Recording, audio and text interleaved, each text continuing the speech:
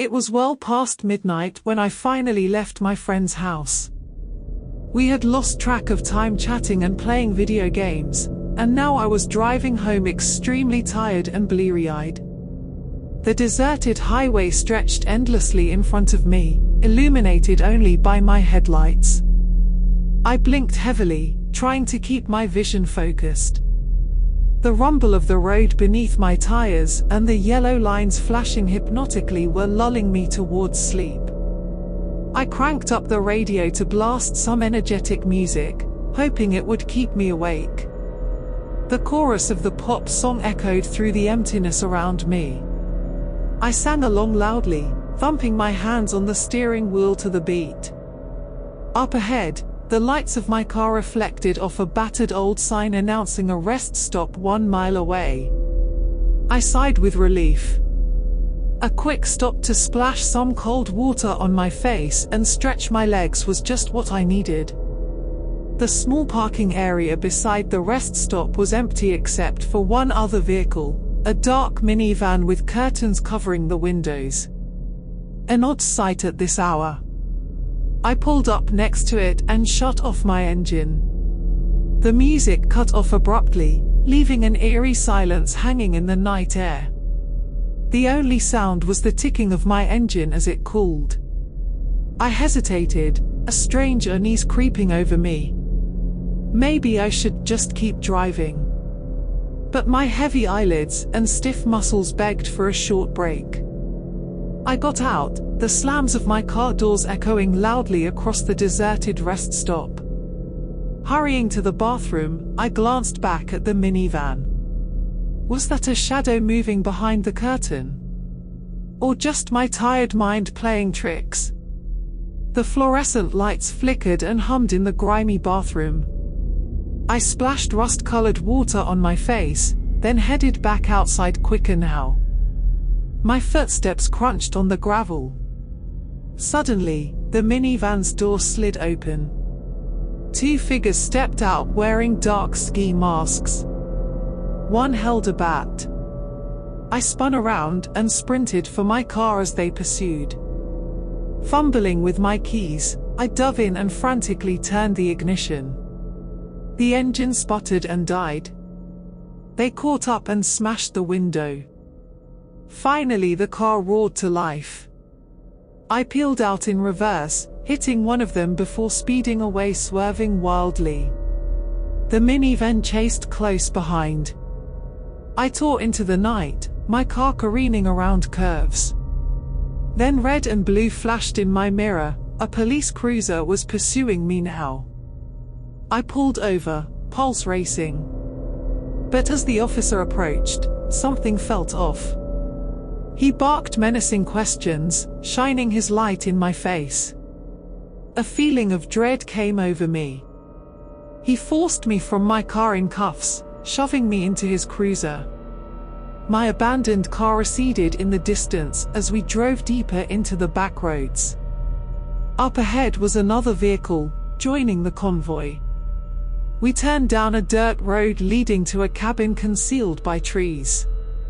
Inside, the 2 figures from the minivan waited with more corrupt cops. This had all been a coordinated trap. There would be no escape from this nightmare.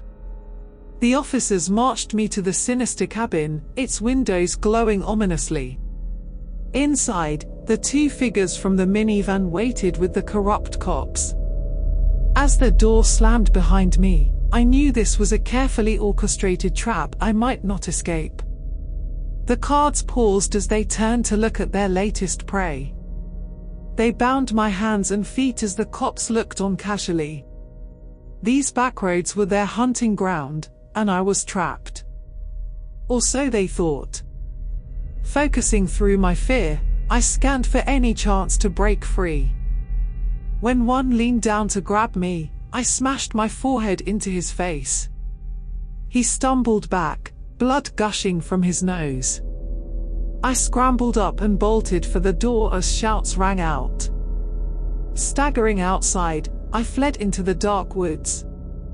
My legs burned as I sprinted blindly through the underbrush. The forest swallowed any sounds of pursuit.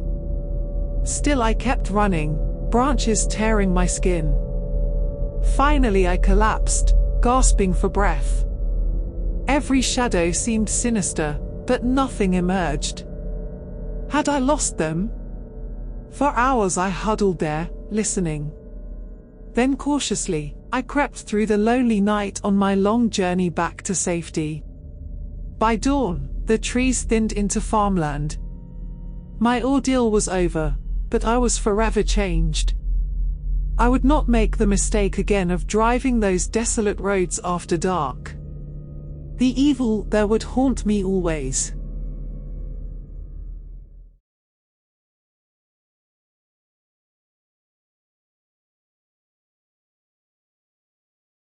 "Pass me another marshmallow, would ya?" James asked with a grin. I chuckled and tossed him one from the bag. James speared it on his stick and held it over the crackling fire, turning it slowly until it was perfectly golden brown all over. The 5 of us were nestled in the woods, miles from civilization, enjoying a weekend camping trip together. We had spent the day fishing, swimming, and hiking through nature's splendor. Now we relaxed around the warm glow of the campfire, roasting marshmallows as the sun sank below the treetops. It was my idea to get our little group together and escape our stressful everyday lives for a couple days of fun in the great outdoors. School, work, bills, it all melted away out here. James was my best buddy, the one I could always count on for a laugh. We went way back to high school and had been through it all together. Olivia was James's girlfriend, a sweet, quiet girl who shared his quirky sense of humor. She and I bonded over our love of photography. Tyler was the rugged outdoorsman of the group. He felt most at home trekking through the wilderness with just a compass and survival knife. It was Tyler who led us on an awesome cliffside hike earlier today. And then there was Mike. Mike was a longtime friend who had moved across the country last year, so it was great to reunite around the campfire just like old times. He was full of creepy stories and legends, always trying to scare us, though we just rolled our eyes. Mike proceeded to tell us a chilling tale about the legend of the Wendigo, a mythical creature that was rumored to stalk these very woods.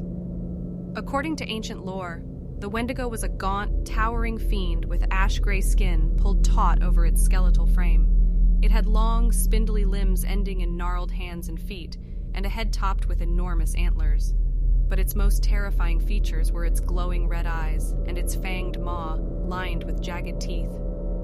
The Wendigo was said to have an insatiable hunger for human flesh. Its piercing shrieks could mimic human voices, allowing it to lure victims within range of its razor-sharp claws. Once it sank its teeth into living prey, it would devour them greedily. According to Mike, the creature possessed supernatural speed, strength, and stealth when hunting.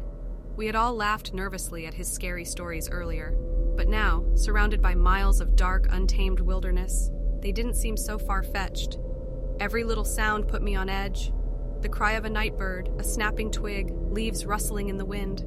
I imagined a Wendigo lurking behind every tree, watching and waiting. As the evening went on, we dug into the stash of graham crackers, chocolate bars, and marshmallows I had packed for s'mores. The sweet, sticky treats were the perfect complement to our idyllic night under the stars. Stuffed on s'mores, we lay back in the grass and gazed upward, marveling at the dazzling sea of constellations glittering high above us. "This was an amazing idea, man," Tyler said. "Just what we needed." The others chimed in with their agreement. I felt a deep contentment, happy to give my closest friends this special experience. Eventually, Mike decided to gather more firewood so we could keep our campfire blazing late into the night. "I'll be back in a few," he said, grabbing a flashlight and venturing off alone into the dark, dense woods. We continued chatting and joking around, until 15 minutes had gone by with no sign of Mike. "He's been gone a while," Olivia said, sounding worried. "Everything okay out there, Mike?" she called out. No response came back except silence. James stood up, looking concerned. "I'll go check on him. Stay here." He headed into the woods after Mike, flashlight in hand. Minutes ticked by, with no sight of either of our friends. Uneasy glances were exchanged around the fire. Then, without warning, a nightmarish scream rang out somewhere deep in the woods, followed by unnatural roars and shrieks that turned my blood to ice. We huddled close in shock and terror as the eerie sounds continued before abruptly going silent again. "We have to find them," Olivia cried. Olivia pleaded. Despite our terror, we knew we had to try. Gripping our flashlights, we headed reluctantly into the forest, shouting the names of our missing friends. I swept my flashlight beam over the ground, searching for any sign of James or Mike. Suddenly, it glinted off something halfway buried in the dirt. I rushed over and gasped. It was a bloody, torn-up shoe, unmistakably James's. Beside it lay Mike's discarded flashlight, lens cracked and stained with blood. Pressing deeper into the woods, our dread mounted. Then my light illuminated a nightmarish sight. James's mutilated body, his torso ripped brutally open. I gagged at the sight of his entrails spilled onto the leaves. A hulking shape was hunched over the body, face buried in James's abdominal cavity, feasting. It looked up, eyes glowing malevolently red in the flashlight beams. Blood dripped from its gaping maw, lined with jagged fangs. It unleashed an unearthly scream, rising to its full towering height. "Wendigo!" Mike cried out in terror. The skeletal beast let loose a bone-chilling shriek and charged at us. We fled in all directions, desperately seeking an escape from this living nightmare. My heart thundered as I ran blindly through the woods, hearing the heavy footfalls of the Wendigo pursuing me, smashing branches and trees as it barreled through the forest. Somewhere nearby, Olivia's panicked screams rang out, followed by a sickening crunching sound that turned my stomach. There was no question, the Wendigo had caught her. I forced myself to keep running, even as burning pain seared my lungs. I couldn't stop, couldn't end up like James or Olivia. Then my foot snagged on a root, and I crashed hard to the forest floor. I cried out as a sharp pain radiated from my ankle. It was surely sprained or broken. I knew now I could never outrun the monster on this injured ankle. I clawed the ground for anything I could use to defend myself, finally gripping a thick fallen branch. Wincing in pain, I struggled to my feet. The heavy footsteps grew closer, twigs and branches snapping like gunshots under its feet. I steeled myself for the battle to come, makeshift club raised. A figure burst through the trees right toward me. I swung with all my might and barely missed crushing Tyler's skull. "It's me!" he cried. I dropped the branch, flooded with relief at the sight of my friend. But our reunion was short-lived. We had to move, now. Adrenaline masking the pain in my ankle, we fled through the woods as howls and shrieks followed close behind. At last, we broke through the tree line. Tyler's pickup truck sat parked in the moonlight, our only hope of escape. We raced for the doors. As Tyler fumbled to unlock them, I risked a glance back at the tree line. Two glowing crimson eyes stared hungrily from the shadows. An inhuman growl rumbled forth as the creature stalked toward us. "Hurry," I begged. Tyler finally wrenched the doors open. We dove inside and peeled out in a spray of dirt, just as the Wendigo burst from the woods, clawing at the air in fury at our escape. As we sped away from the blood-stained scene of horror, the full trauma of what happened threatened to overwhelm me. Two of my closest friends were dead, torn apart and devoured by a monster straight out of a nightmare. Tyler and I had barely escaped with our lives. I knew we were forever marked by the evil we had witnessed in those woods. The legend was real. The Wendigo's chilling shrieks would haunt my dreams until my last breath.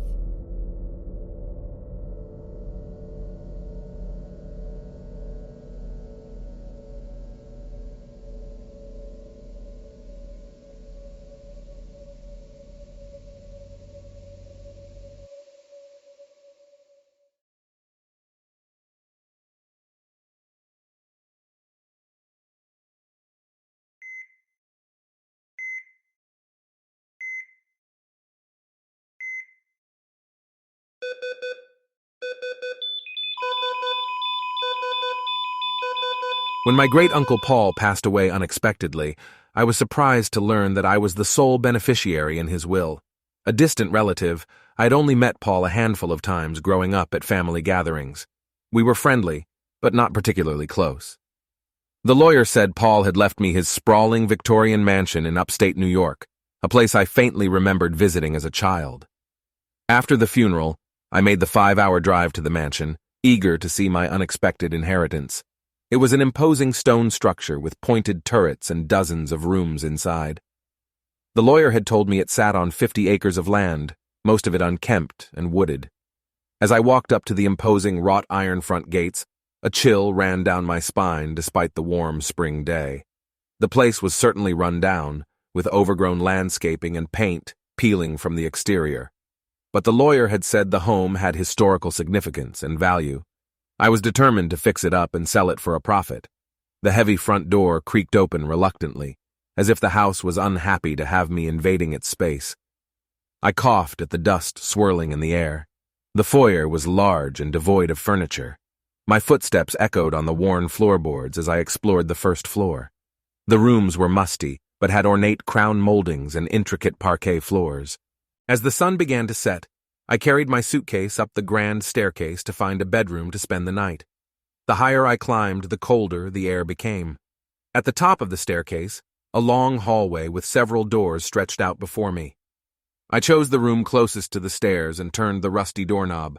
Inside was a large bedroom, the walls covered in faded floral wallpaper. The king-sized mahogany bed was made up neatly with embroidered satin sheets. A painting of a severe-looking man with gray hair and piercing eyes stared at me from above the fireplace. Something about those eyes made me shiver. Exhausted from the drive and the shock of my new inheritance, I crawled into the massive bed without changing. But as I started to doze off, I thought I heard light footsteps and rustling outside my door. I sat bolt upright, listening intently. The old house creaked and groaned, but no other sounds reached my ears. Finally, I sank back onto the down pillows and drifted off to sleep. Sometime later, I awoke to a loud thump that seemed to come from the opposite end of the hallway. Heart racing, I grabbed my phone and turned on its flashlight. I slowly opened the bedroom door and shined the light down the hall.